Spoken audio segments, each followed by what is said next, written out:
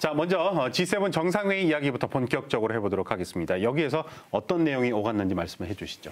우선 이 G7 회의 같은 경우에는 우리나라와 또 다른 국가 간의 양국 간의 이제 협력들을 충분하게 포괄적으로 논의하는 회의인데요. 뭐 식량이나 안보, 보건, 뭐 식품, 에너지 이런 다양한 주제에 대한 대한민국과의 협력에 대한 논의들을 쭉 하는 겁니다. 네. 그런데 다만 이제 국민들이 가장 관심 있어하는 부분은 최근에 이제 후쿠시마 오염수와 관련된 우리 정부의 입장과 태도, 그리고 아시는 것처럼 이제 히로시마 원폭 희생자 공동 참배 등 여러 가지 이슈들에 대한 문제였는데요. 핵심적으로 이 후쿠시마 오염수 관련해 가지고 우리 정부가 일본 정부에게 제대로 검증에 대한 요청이 있었는지가 좀 확인되지 않고 있습니다. 네네. 그리고 나아가서는 또 후쿠시마 그 사케를 비롯한 만찬 자리에서 나눴었던 여러 가지 홍보대사를 자임하는 문제 등 때문에 오히려 G7 정상회의에서 꼭 필요한 논의들보다는 네. 좀 일본 정부의 입장에서 외교전을 펼친 게 아니냐라는 우려들이 좀 지적됐고요. 네네. 결국엔 핵심적으로 지금 이제 미국이나 EU 같은 국가들도 위기 감소와 해빙의 분위기로 좀 전환이 되고 있는데 여전히 이제 한미일 그리고 한미 중심의 외교 방향으로 강화됐었던 것에 대한 이제 우려들이 표명된 회의 내용들이 있었습니다. 네, 많은 우려들이 생산이 된 회의였던 것 같습니다. 한미일 정상회담 그리고 한일 정상회담도 이루어졌는데요. 이 내용도 조금 짚어주시죠.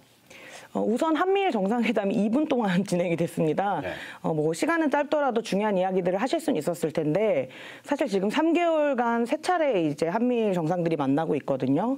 그래서 자주 만나면서 우리가 각별한 관계들을 유지하고 있다라는 것을 좀 이렇게 보여주는 형식의 그런 회담이었다고 볼 수가 있겠고요. 핵심적으로는 이제 북한에 대한 억지력을 강화하기 위한 3국 간의 협력을 좀 강화하는 그런 회담들로 이루어졌습니다. 네. 그리고 특히 이제 한국과 일본이 만났을 때는 대단히 역사적인 성과라고 이제 강조했었던 부분이 있는데요. 그 아시는 것처럼 히로시마 원폭 희생자 참배에 관련된 한일 정상 간의 그 모습들이 좀 강하게 강조됐었던 내용들이 있었습니다. 결국 핵심적으로는 이 3국 정상들이 북한 미사일 그 경보 정보를 실시간으로 공유하겠다라고 하는 지난 프롬펜 선언 등이 있었거든요. 네. 그래서 그러한 3자 안보 협력을 좀 강화하고 뭐 경제 안보라거나 인도 태평양 전략에 관한 이제 한미일 3자 국가들의 공조를 좀 확인하고 강화하는 내용 등이 이 한미일과 한일 정상회담의 주요 내용이라고 볼 수 있겠습니다. 네. 시간이 좀 짧은 게 아쉽기는 했네요. 네, 2분이라서요. 거기에서 뭐 인사하다가 끝났을 수도 있는데 그랬을 것 같은데요. 조금 많이 아쉽습니다. 예. 자, 다음 이야기로 넘어가 보도록 하겠습니다. 이번에 G7 정상회의의 진짜 주인공은 젤렌스키 우크라이나 대통령이다. 이런 우스갯소리가 나올 정도로 이제 여기를 깜짝 방문하면서 화제가 됐는데 윤석열 대통령과도 이야기를 나눴다고 하죠. 예, 그 지난 달에 그 우크라이나 대통령의 부인께서 한국에 요청했었던 몇 가지 비살상 지원에 대한 내용들이 좀 있었습니다. 네. 그러한 요청에 대한 우리 정부의 이제 화답이라고 봐야 할 텐데요. 네. 그 쟁점이 되고 있는 것은 지금 전쟁 상황에 한국이 어떤 방식으로 지원을 할 것이냐가 쟁점이었습니다. 그래서 지금 우크라이나가 우리 정부에게 요청한 이제 내용들이 조금 있어요. 주요한 내용은 지뢰를 제거할 수 있는 장비 또는 긴급 후송 차량 또는 장갑 구급차, 그리고 이동형 엑스레이 기기, 그리고 논란이 되고 있는 것은 이제 방공 레이더 같은 것들인데요. 앞서 말씀드렸던 항목들은 이른바 비살상 지원으로 볼 수가 있는데 방공 레이더 같은 경우에는 실제 이제 살상에 역할할 수 있는 품목이어서 우리 정부의 신중한 이제 고민과 검토가 좀 필요하고요. 네. 앞서 말씀드렸던 항목들에 대해서는 우리 정부도 지원을 적극 검토한 것으로 알려져 있습니다. 네. 그 밖에도 정말 많은 숨가쁜 일정들을 소화를 하고 돌아왔는데 가장 눈에 띄었던 일정이나 행사가 있다면 어떤 것들이 있을까요? 사실 우리 정부에서는 한일 정상이 후쿠시마 그 원폭 피해자에게 참배했었던 그 장면을 가장 강력한 역사의 어떤 장면으로 홍보 선전하셨는데요. 네. 사실 저는 개인적으로 그 대통령의 만찬 자리에 네. 후쿠시마 사케를 비롯한 이제 후쿠시마산 음식들이 올라왔다고 하잖아요. 네. 그래서 어떤 먹방을 선보이실지 그 사진이 너무 궁금했는데 그게 지금 공개가 안 돼 있어요. 그래서 사실상 이제 우리 정부의 국민들에게 좀 후쿠시마 그 농수산물에 대한 안전성을 보여주고 싶어서 그렇게 네. 하셨을 텐데 네. 저는 그 사진을 지금 못 봐서 좀 안타깝고 그렇게 안전한 거면 얼만큼 이렇게 잘 지셨는지 궁금했는데 예. 그 부분은 조금 이제 알기가 어려웠고요. 앞서 말씀드렸던 그 원폭 피해자 참배 관련해서도 사실 그 시민들께서는 일본이라고 하는 가해자 전범 국가가 피해자 행세를 하는 방식으로 이 주객이 전도된 참배 현장에 우리나라 대통령이 함께 참배한 것에 대한 질타들이 사실 좀 있거든요. 네네. 그래서 과거사에 대한 온전한 이제 인정과 화해 국면으로 넘어가기 위해서는 일본 정부의 제대로 된 사과와 그리고 강제동원과 관련한 그 3자 변제안에 대한 철회 같은 부분이 사실 더 명확히 필요했었던 것인데 네. 이 참배 형식으로 이 부분을 좀 넘어가려고 했던 부분에 대한 좀 지적들이 이어지고 있습니다. 네. 네. 자, 일본 정부가 이번 정상회의 내내 후쿠시마산 오염수에 관한 이야기 그리고 자신들의 입장을 설명하는데 정상회의에 굉장히 많은 내용과 시간을 할애를 했는데요. 네. 공동성명에 국제원자력기구의 검증을 지지한다 이런 문구가 들어가 있기는 합니다. 네, 일본은 오염수 방류를 위한 노력들을 더욱더 앞으로 집요하게 할 것으로 예상이 되고 있는데요. 후쿠시마 오염수 관련해서 우리 정부의 시찰단이 어제 출국을 했습니다. 26일까지 공식 일정을 소화를 하게 되는데 어떤 일정들이 있는지 구체적으로 알려주시죠. 우선은 이 시찰단에 대한 국민적 관심이 대단히 높은데요. 지금 현재 도쿄전력을 방문해서 관련한 일본 관계자들과의 기술회의를 거친 다음에 원자력 발전소가 있는 후쿠시마로 이동한 상황입니다. 네. 그래서 그 후쿠시마에 있는 발전소에 들어가 보면 지금 그 현장에 다핵종이라고 하는 거를 제거하는 설비로 알려진 알프스라고 하는 기기가 있습니다. 네. 그 기기를 통해서 얼만큼 이 오염수에 문제가 되는 물질들이 제거되는지를 확인해야 되는 작업들이 남아 있는데요.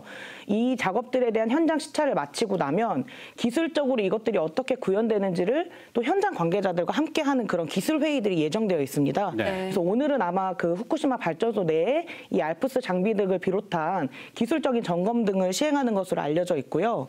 다만 이제 좀 아쉬운 것은 우리가 오염수라고 하는 것은 이제 일종의 시료를 채취해야 되지 않습니까? 그렇죠. 근데 네. 그 시료 채취 부분이 지금 없는 것으로 알려져가지고 네네. 실질적인 시찰단 방문이 될 수 있을지에 대해서 좀 의구심이 높고요. 예. 그리고 3월 달에 대만도 이와 관련해서 비슷한 시찰단을 이렇게 파견한 적이 있었어요. 네. 그런데 당시에 도쿄전력 관계자분들이 좀 이제 충분히 이 부분에 대한 검증에 협조하지 않아가지고 대단히 제한적으로 이 시찰이 이루어졌었거든요. 네. 근데 지금 그 패턴과 저희가 유사합니다. 그런 사례가 있었으니까 더 염려가 되는 거 아니겠습니까? 네네. 보다 적극적인 시찰이 지금 요구되고 있는 상황입니다. 예. 거기에다가 문제가 되는 게 이제 시찰단의 구성이 어떻게 됐는지가 문제인데요. 깜깜이 시찰이다 이런 비판이 나오는 이유가 전문가의 구성이 어떻게 됐는지 명단이 공개되지 않고 또 시찰단이 현장에 갔을 때 취재진과의 접촉을 이제 피하게 됩니다. 그래서 더욱더 의구심을 가질 수밖에 없게 되는 거죠. 그것과 관련돼서 말씀해 주시죠.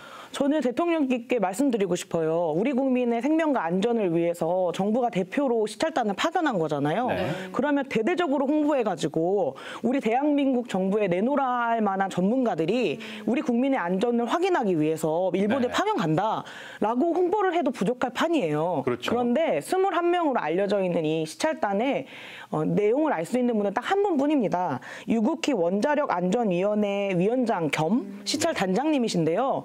아니 도대체 왜 이걸 공개를 안 하냐 그렇게 질문을 했더니 시찰에 좀 집중할 수 있도록 해달라 이렇게 말씀을 하셨는데 정말 어불성설이라고 생각을 합니다. 네. 더군다나 이렇게 깜깜이 시찰단, 미스테리 시찰단으로 알려져 있기 네. 때문에 국민들의 불안을 잠재우기가 너무 어렵다. 그런 차원을 조금 명심해 주셨으면 하고요.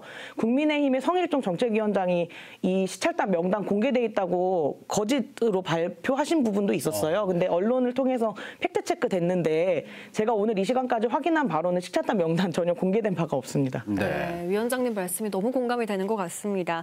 국민의힘은 또 지난 9일 우리 바다 지키기 검증 TF를 시작하고 영국 옥스퍼드대 명예교수를 초청해서 강연을 듣기도 했는데 지금 또 논란이 되고 있는 부분이 교수가 강연에서 후쿠시마 오염 처리수를 마실 수 있다고 주장을 했거든요. 이 부분에 대해서는 어떻게 보시나요?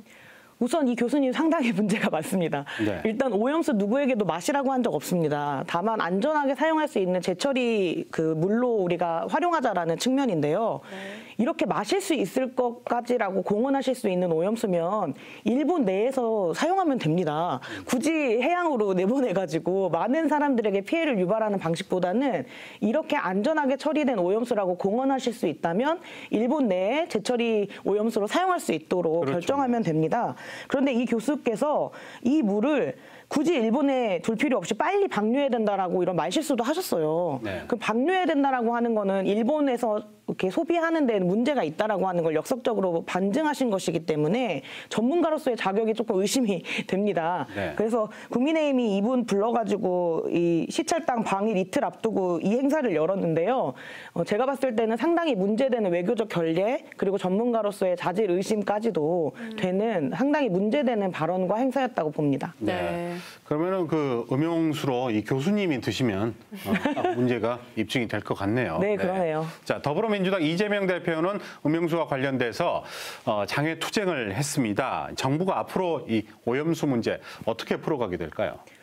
너무나 안타깝고 우려되는 것이 지금과 같은 정부의 태도라고 하면 크게 태도 변화를 기대하기가 어려울 것 같습니다.